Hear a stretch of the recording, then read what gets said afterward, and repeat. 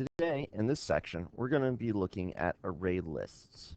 And we're going to be looking at the methods that are usable from the ArrayList class. So first off, we're going to import the java.util.ArrayList class. All right. Now, since ArrayList is a class, every ArrayList created has access to certain methods. And we're going to go over some of those methods, but not all of them. So we're going to go over these select methods. Add, which takes an object parameter.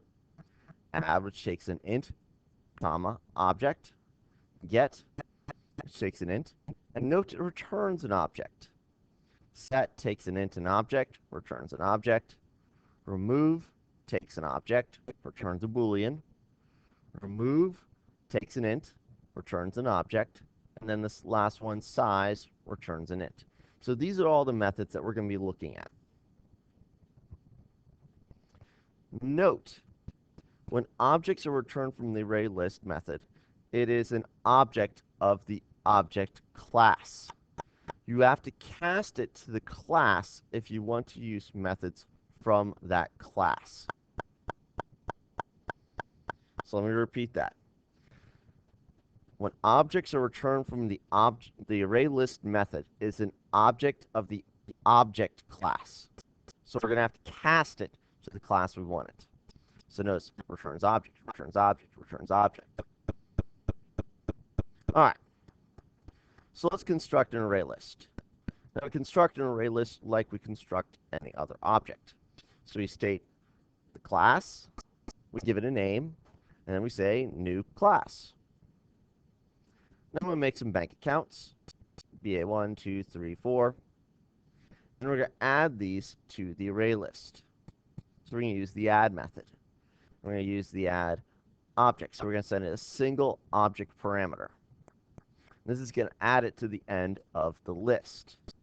And this will increase the size of our array list. Remember, the size of an array list is dynamic. It can increase and decrease. So we add BA1, BA2, BA3, and then let's print it out, just so we can see what it looks like. And there it is. There's my 3 bank account objects. Now let's use the get method to access an object from the array list. But get just gets us access. It doesn't remove it from the array list. And so get, we send it an index, and it's going to return the object from the index.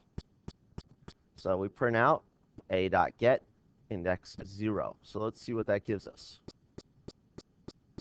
Gives us the bank account at index 0. That's the one at index 0, and there it is.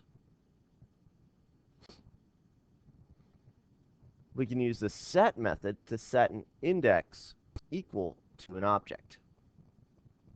So the object that was at the index is overwritten, but it is returned. So the object that's overwritten is returned to us. So there's the object that's returned to us.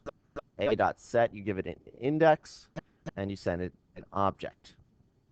So A.set index 1, and we're going to set index 1 to be a 4.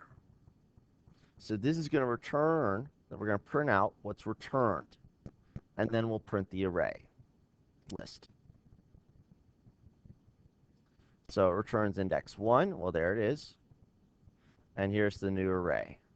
You can see what was at index 1 is now gone, and it's replaced by this new bank account object. Now let's use the remove method to remove objects from the array list. The object that is removed is returned by the method. So look, it returns the object. It's a.remove, and we send it an integer.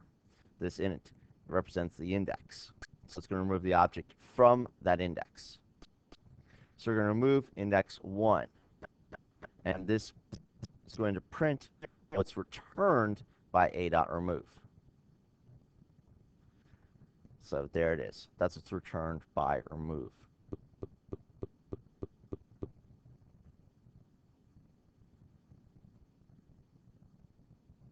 Now, when we use one of the overwritten methods, the remove, we send it now an object. So we can send it an int. We also can send it an object. If we send it an object, it removes the first occurrence of that object and returns a Boolean. So again, it returns the first occurrence of that object, returns a Boolean if the object was removed. So it returns true if the object was removed, returns false if the object was not removed because it didn't exist. So here, BA1 was found, and it's removed, so it's true. BA4 is no longer in there, so it returns false.